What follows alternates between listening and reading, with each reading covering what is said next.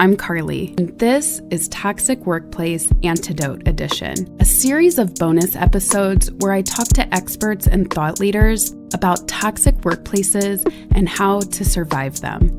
In this episode, I talk to Leslie Miller, a licensed independent clinical social worker who takes a mind-body approach to physical and mental health. She specializes in trauma therapy and healing from narcissistic abuse, which, as we know from some of the stories on this podcast, can happen in the workplace. You're going to love this interview with Leslie. I'm here with Leslie Miller to talk about mental abuse in the workplace.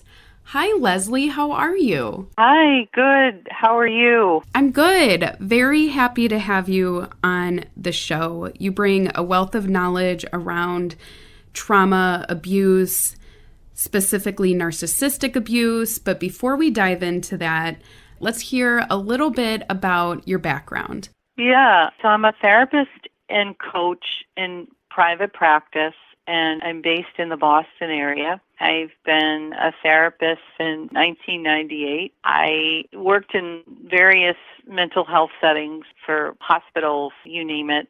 I also worked for organizations that did behavioral health services. I became interested in narcissism particularly when I did family therapy, and I was working with parents.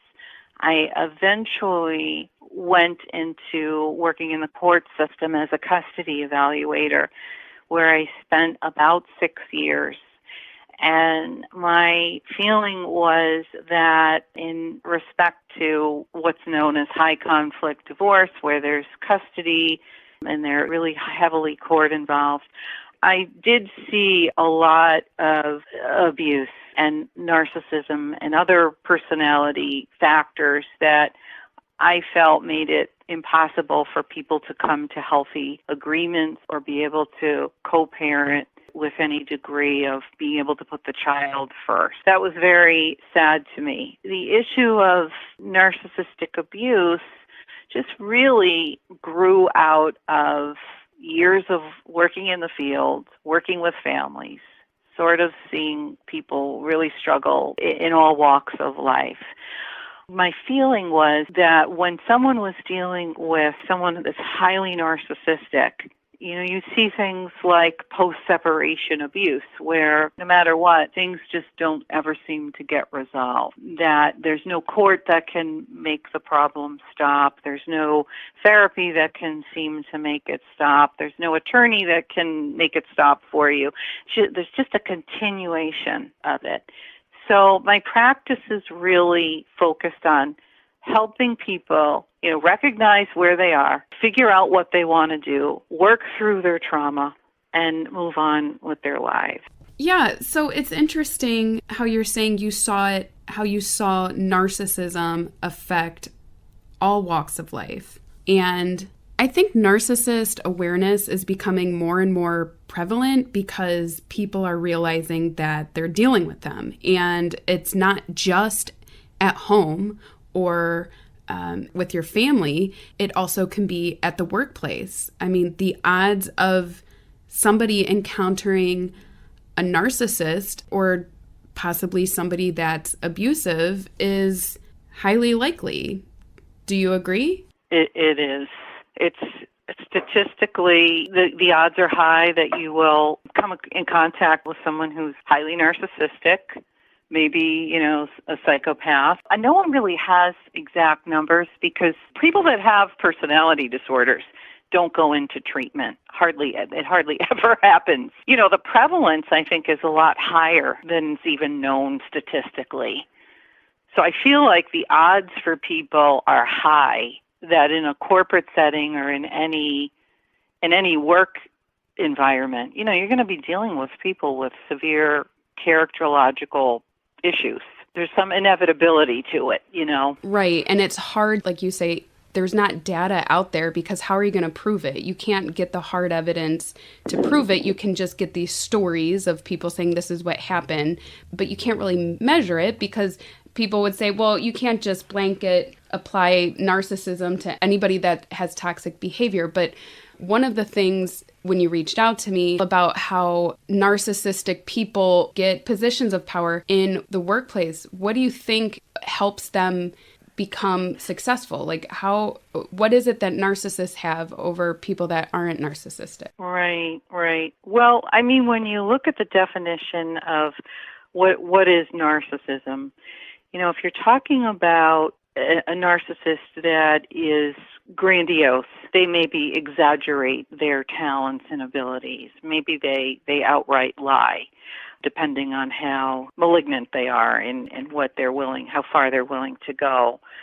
That grandiosity in a corporate setting can come across as confidence, particularly when we're talking about male employees. So, there are some real gender differences when we talk about grandiosity, but it can come across as confidence in the workplace that this person is a go-getter, or they're able to do hard things, have difficult conversations, not afraid to take risks.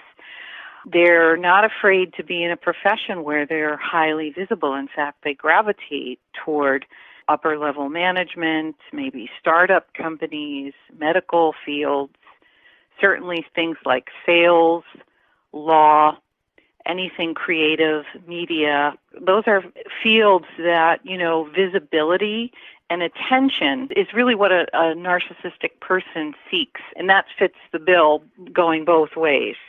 Narcissist also has a lot of entitlement. So, they're willing to take credit for things that maybe they didn't rightfully earn. So someone who's working extra hours to get something done to kind of quote unquote make the boss look good. And then, the boss kind of stands up and grandstands on how hard he works or she works, never really crediting the people that make that happen behind the scenes.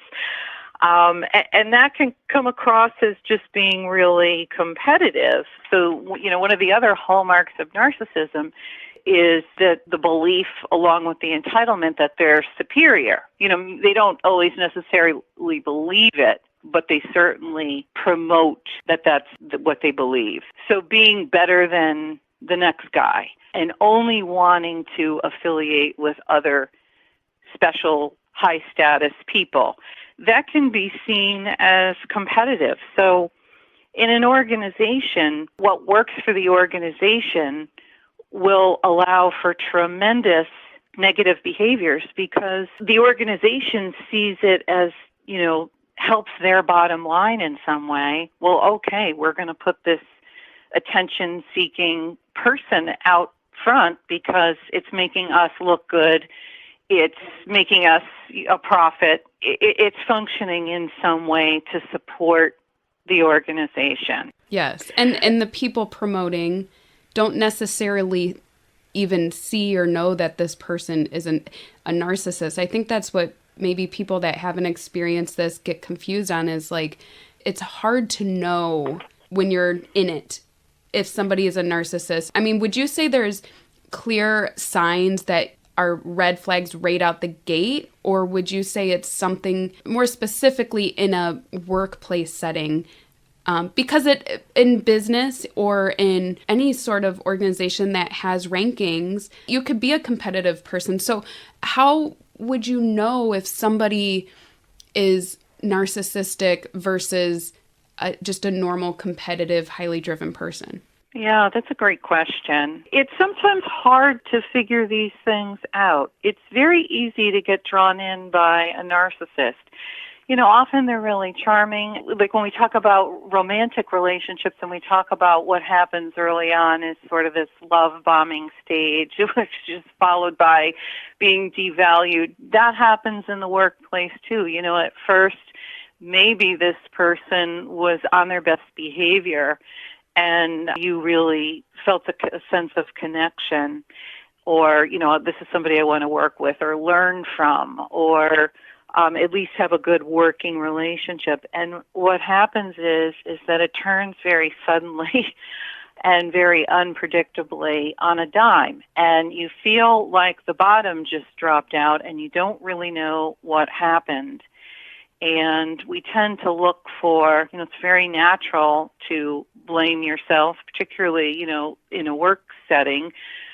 We have goals, we have things that we're expected to achieve. And so when those things don't happen, it's very natural to blame yourself. All of us who've ever worked for a corporation or have had a boss of any kind, we have to take in feedback, hey, that could have been better, or this is what you could have done differently, and I'd like to see that next time. A narcissist is not going to play fair. It's going to be, often a lot of head game, behind it. It's maybe you're great one day, but you're the worst the next.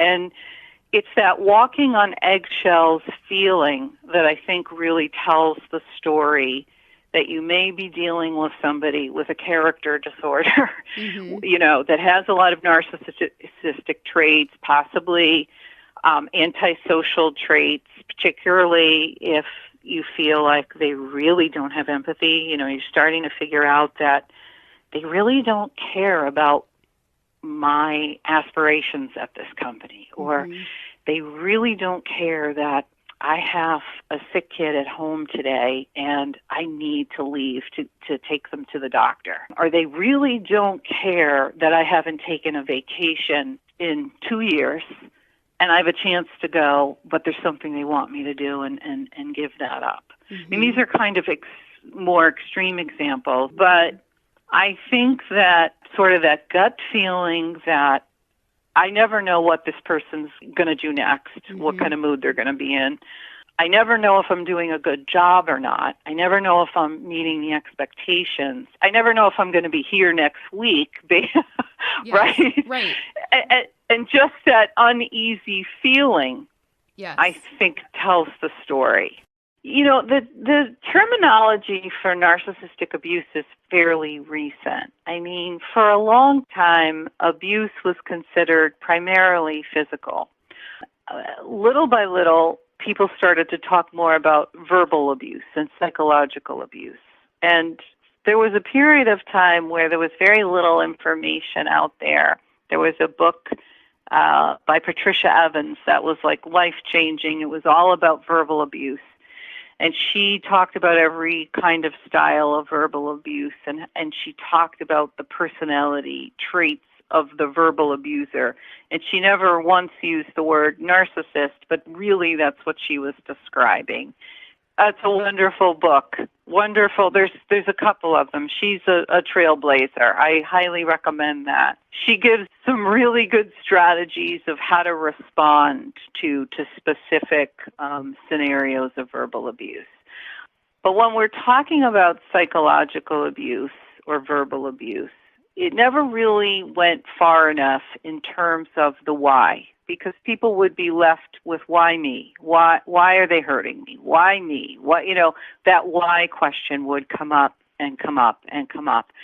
And what is helpful about being able to call something by a more specific name, and we're not diagnosing, I can't diagnose someone a narcissist if they're not sitting in front of me, but I can if I hear that someone has abused you without empathy for years on it, then we can make a connection, and we can explain it, that it isn't the why part of it starts to melt away, and it's like, oh, it was never about me. And that's ultimately very healing, that you have an understanding that you were never there. You were largely invisible as you received this form of abuse. So on the narcissistic spectrum, because you have the malignant narcissist and the covert narcissist, and one of the things about a narcissist is they're going to be nice to you and charm you and build you up as long as you're serving their needs. And I think in a workplace setting, it could go on for a very long time. It could be years that you're serving their need in the workplace in some way. Maybe the process or task hasn't changed, or maybe something happens and now you're seeing a different side, and you start seeing a side of them that they've been able to hide for a long time. In my own experience, And people I've talked to, it's like they stay in these workplaces for a really long time, and it's really hard then to get out. And it is similar to a romantic relationship. It's harder to uncover. Right. I think it can be very difficult to uncover because the narcissist will go to greater lengths to hide their behavior in the workplace than they will at home. You know, at home or in a relationship, at a certain point, people start to just sort of let it all hang out, you know, and it can really dissolve into physical violence and other things, whereas in the workplace, their goal is to maintain power.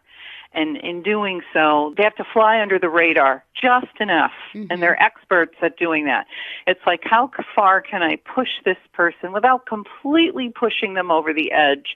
Or maybe I'll push them over the edge, but I'll grab them at the last second. They're the master at doing that. It's a kind of manipulation that is next level that happens on the job. And often people, it takes them a really long time to figure out what's going on. And one of the things that happens is that, you know, on a job, we all have a desire to do well, possibly advance in the organization. Certainly there's a motivation to have a paycheck, bonuses, maintain your standard of living. You know, wherever you're at in life, everybody needs an income. Right. So it's a tremendous motivator. Yes. It's right. So it's a tremendous motivator, which makes us vulnerable to workplace abuse, things like bullying, things like threats. When you think about sales, a sales force is come and go pretty regularly. People in sales, they burn out really, really quickly. You know, if you're not like in the top three and getting awards and bonuses, you're basically going to be gone. And the person at the bottom is always compared to the person at the top. And, you know, in an unhealthy situation, let's say, you know, you've got some really narcissistic manager, you know, they might not be so nice about letting you know that, hey, you're never going to be like this person here, or, you know, trying to triangulate with people. And of course, you know, if you're not doing as well as you would like to be doing, you're going to feel really bad about yourself. And it's easy to focus on, well, what do I need to do to make this person happy? How can I survive? Once we go into that survival mode, we're not really requiring a lot for ourselves. It's just getting by. When someone is really cruel at work or bullyish, or it can be really covert, you know, comments that it's like, was that an insult? Was that a threat? I'm not really sure. There was just something about it that you felt that it was implied, although it wasn't really stated. That happens a lot, particularly with somebody who's more of a covert narcissist. They're really good at covering their tracks. They're making comments that are, you know, you kind of spin it in your head over and over and over again. And, you know, that process of trying to figure out what's going on, or maybe just feeling shocked and stunned that you were actually threatened, or your job was threatened, or there was something implied. I think people go into sort of almost a trauma-like state, that their security may change, that your workplace is part of your foundation. It's part of one of your primary sources of stability. And when that's threatened, we have like a series of mini shocks, you know, like, okay, today this happened, and what does this mean? And when we're in that place, we're no longer really evaluating how bad we're being treated, or that, hey, it's not me, it's really them, you know, and you're just not requiring being treated well anymore because you're in survival mode. And part of that, it's like a slow burn kind of thing, where it's a slow build up, these little shock things that the day is going well, and overall, let's say 70% of your time at work is not abusive, but it's the buildup of these little things throughout the week or the month or your time at this company that kind of compound into the abuse. So, nobody's punching you in the face and you're like, why are they beating me up? It's like these little jabs, and then you try to normalize it in your head. Like, well, am I just being sensitive? Maybe this is the corporate world. We need to buck up and just take it because this is business. Which I'm really interested in your thoughts on more collectively and more on like a societal level. What do you think has been the driving force behind creating Narcissists?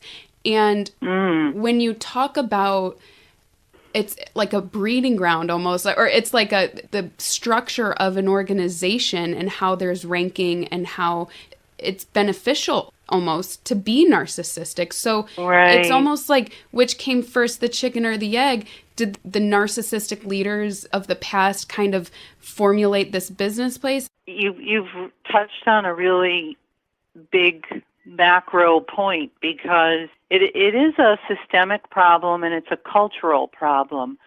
I mean, on the one hand, we tend to value extroversion in people more than introverts.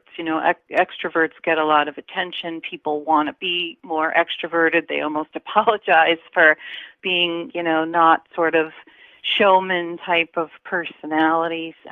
Society rewards that sort of thing. I think that from the beginning of time and probably to the end of time, there is always going to be people that rise to the top, whether it's through, cruel, aggressive means or just being, alpha. But I think that it's the manipulation, it's the tendency to exploit that makes narcissism particularly toxic, and really can affect people's sense of well-being and their health, including their relationship.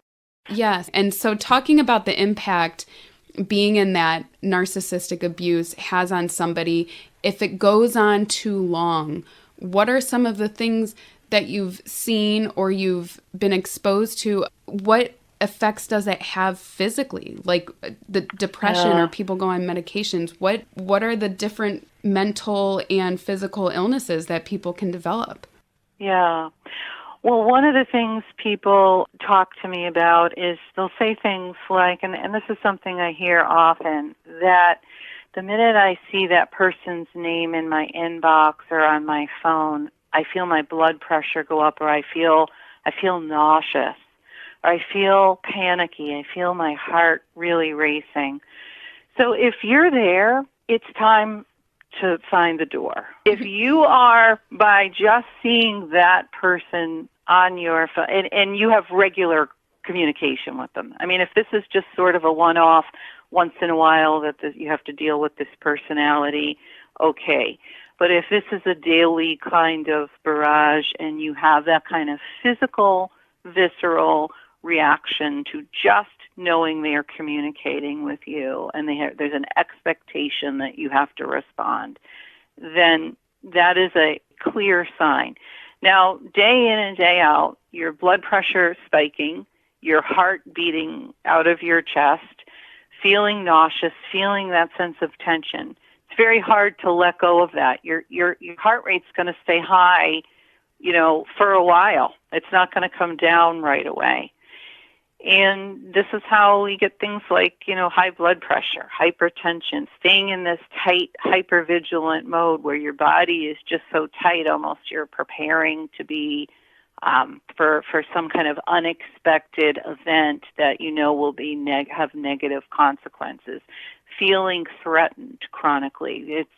It's like staying in that fight, flight, freeze mode. Like it's like I'm going to hide in my bunker until it's safe to come out. Well, when you're in your bunker, you're not really that comfortable, and it's not a happy place. You might be safe for a little while, but you're worrying about what's going to happen when you finally have to leave. Mm-hmm. So when you're doing that constantly, and there's this kind of chronic assault to your nervous system, these types of chronic illnesses, things like headaches, GI upset, heart problems, anxiety, certainly depression as well, starting to feel demoralized and giving up hope that, there's no way out. In some instances, that's the case. There are people that feel very, very stuck where they are, whether it's that they've been there so many years and they don't feel like there's anything out there for them. It's not a simple thing to just say, okay, I'm done. I'm going to go work elsewhere. Right. I think that sense of being trapped and not having options are really, really punishing to your health. Yeah, it's horrible. People feel trapped. And even on my show, I've had guests who have had thoughts of suicide. And there's people out there who get to that point. And it's a serious, devastating state to be in. I think that when we look at what suicide is, it's a way out. It's a way to stop the pain. It's a way to rescue the self away from something intolerable, whether it's an internal struggle, whether it's an external struggle, or whether it's both. So I think that severe bullying over time is tremendously damaging. It's a trauma for people, particularly when there's no one that can rescue us, and there's nowhere to go with it. Yeah, being trapped and just having to endure, it's incredibly harmful to anyone's mental health. It's tragic, and it's happening, and corporations are getting away with having bullies in the workplace. How do you get justice? Right. Well, for something like that, clearly there never will be. Abuse is abuse, and it has devastating effects on anyone. I would suspect that the person doing the bullying also has, some kind of mental health history and possibly trauma, and we don't know what was there. Right. But, as adults, we're all accountable, so it really doesn't matter. It's on that person to get help for things like aggression, things like anger, things like, inappropriate behavior. And that's what I tell people: assess your environment. If you're dealing with this type of situation, is there anyone you can go to? Generally, when the answer is no, there's nobody in HR I trust, or there is no HR department. It's a small company, or I could talk to this person, but I'm not sure. I have a feeling that might get back to, the person that I'm concerned about. Right. That is a no-win scenario, and the only thing someone really can do is leave if they can. You spend more time waking hours at work than you do anywhere else. You're not even home as much as you are in the office. Right. If you're going to work and showing up in person. So when you think about it, it's even more devastating in some regard, because all your waking hours are spent with this tremendous hostility and unpredictability. Right, and you can't escape because you have to be there, and you're there all day. And so really the only way is out, and unfortunately some people, they feel like there's no way out. Right. So your strategies to cope. So if you're in that environment and you're biding your time, you're not leaving right now, but you're getting out. How would you suggest people deal with that on a daily basis, being aware of it, but how do you get through that? Well, the first thing is people have to understand that these psychological games and psychological abuse is never their fault. They need to have someone in their life that's reminding them that this is not your problem. I know they've made it your problem, but this is not about you. It's not that you're an inferior person. It's not that it's your fault. You did nothing to attract this to yourself. So really separating yourself from the behavior is critical. Self-care is huge. So noticing that if your blood pressure is going up when you're getting a text message or an email from this, toxic personality, you need to start paying attention to that. If you're feeling depressed on Sunday or really, really anxious, you need to start noticing that. Building time in, time off for yourself, time to go and exercise, setting boundaries and limits. One of the classic toxic behaviors of a boss that is toxic is emailing after hours and, wanting to have communication and have you be available anytime. Setting boundaries, turning the phone off, that is so hard to do because people walk in the next day and they're terrified. I didn't respond to that. Right. What's going to happen to me now? But it's necessary to protect yourself and to set limits.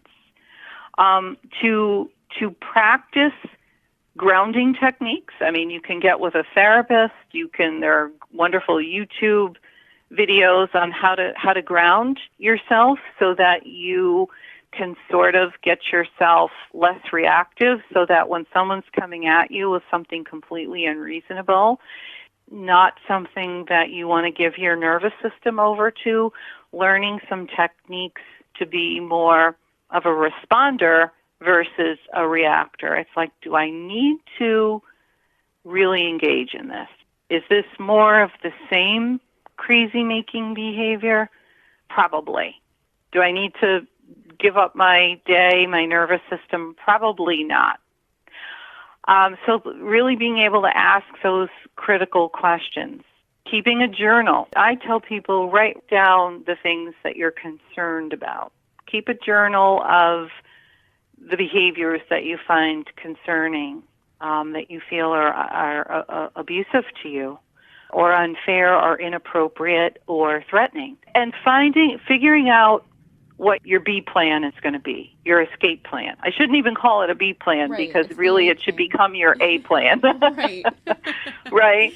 But I would also say that if you're somewhere where you really love where you are because it's the perfect job for you, this is the job of your dreams, and you've worked really hard to get there, and it's really just one person that makes your life miserable, and it's not an unhealthy environment. We're talking about a person. Right. Recognize that doesn't determine your destiny, and don't allow it to. Talk to other people and find out whether they're going through it too, whether they see what you see. I mean, obviously you need to protect yourself and be careful about that, but I also don't suggest that somebody go running for the door at the first sign of this either, because it's likely that where you go next, you may encounter this again. So finding strategies where you make it clear that you have boundaries and limits and that you're not fearful of this person. That, you know what, I'm not going anywhere unless you can give me a reason. So one of the things that I tell people also, things like gaslighting. This person just gaslights all the time. I mean, you just go back to the main thing, the main thing, the main thing. Just like you would if you were, defending yourself, had to go to court or something. Right. What is the important point here? Right. And not getting all spun around by some false narrative. And that takes a lot of discipline, because it's easy for us to become defensive, yes. reactive. So on your website, you have your types of therapy, your coaching and mentoring, and then this EMDR. Tell me a little bit about that and how it treats people. EMDR is for trauma treatment, and it's a type of way of working with trauma that doesn't require talking in depth about whatever it is, that either a traumatic memory, a traumatic event, it could be a series of events.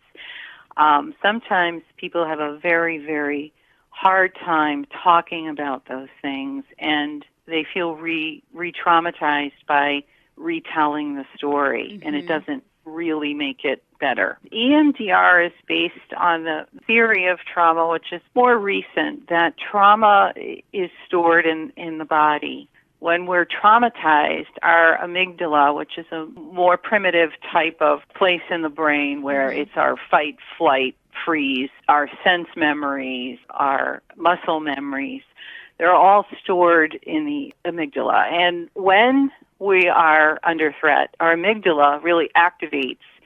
Our heart rate goes up, and we're ready to either fight or flee, right? Or play dead.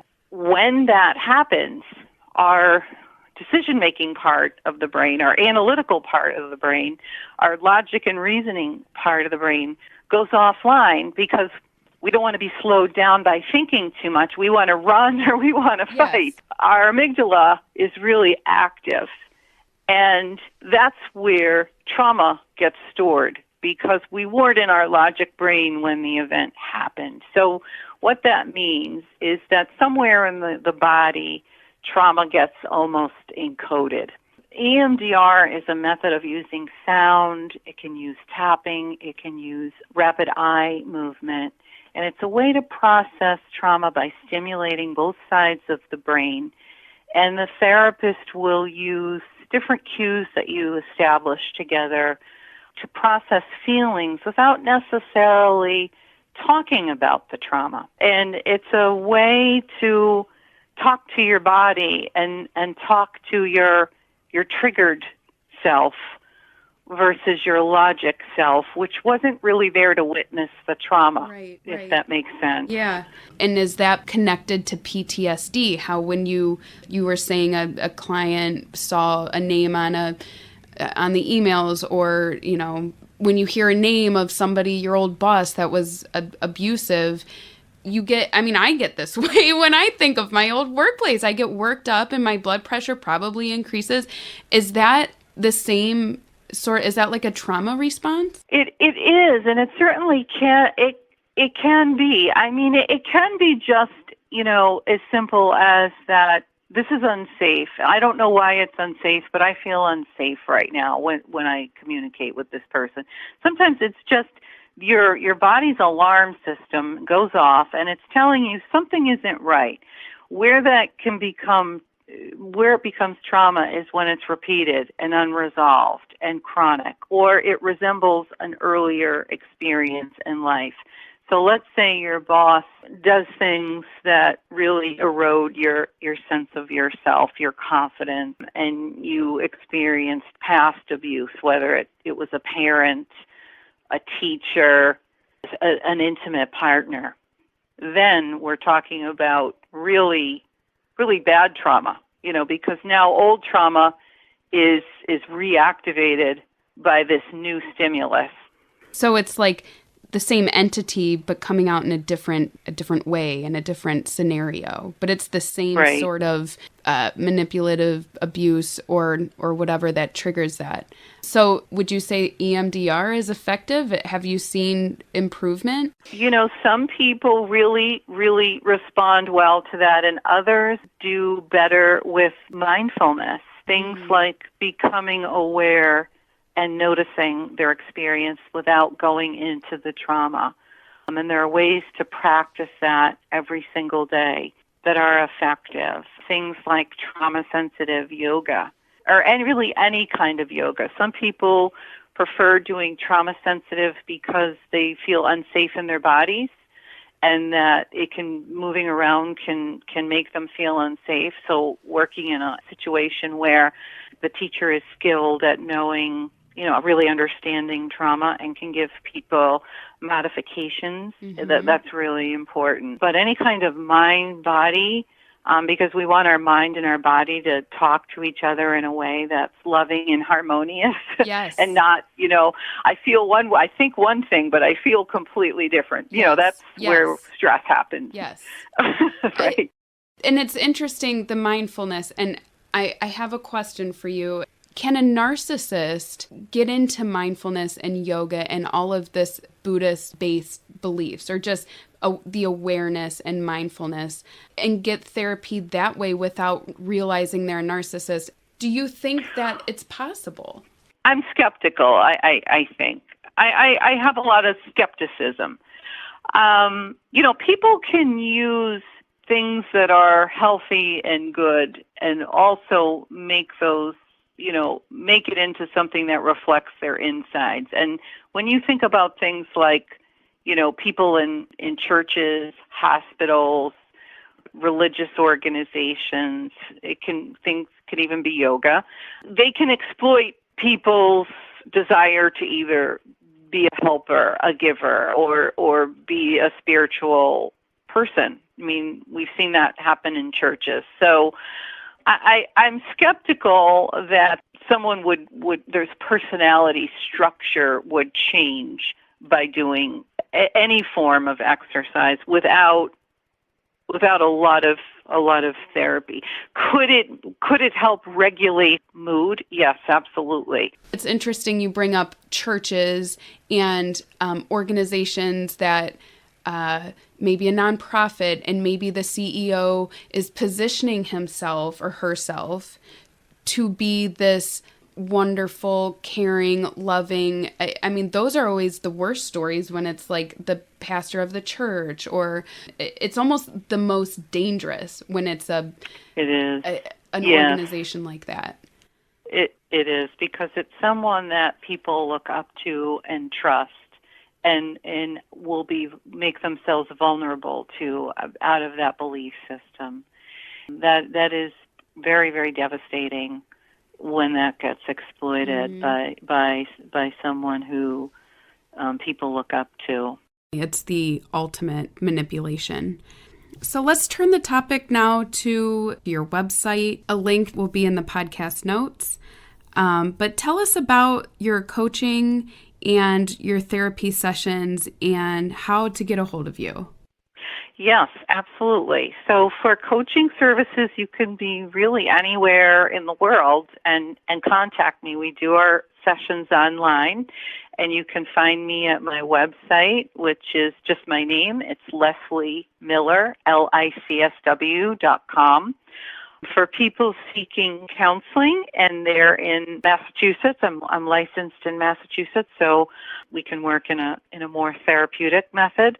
But for coaching and consultation, you can be anywhere. So one of the many benefits of being online now, too. So for anyone that's interested in doing an online course and maybe they're not sure they want to do coaching like a one-on-one thing and they want to just sort of see what it's about, I do offer an online course. It's going to be loaded and available very shortly. I'm also developing a coaching platform in which people can do one-on-one coaching in addition to doing an online group thing. So both things will be shortly available. And I also work with trauma and health and wellness related issues. So somebody's feeling that they've got chronic health things going on and they're not really sure what's going on, but they know it's stress related.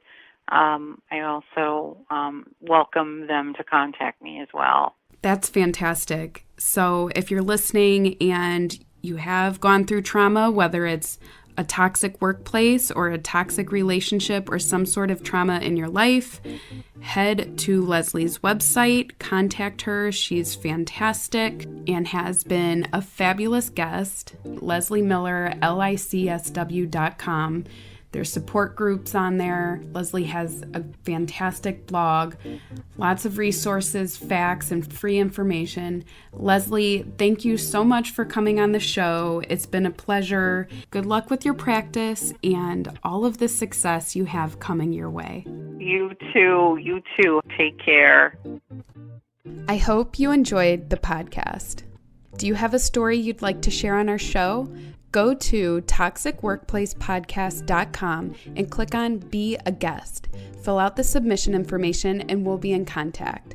Your story will be told anonymously. All names are changed to protect the privacy of the company and its employees. We look forward to hearing from you. And hey, by the way, if you like this podcast, please be sure to leave a positive review. It's much appreciated.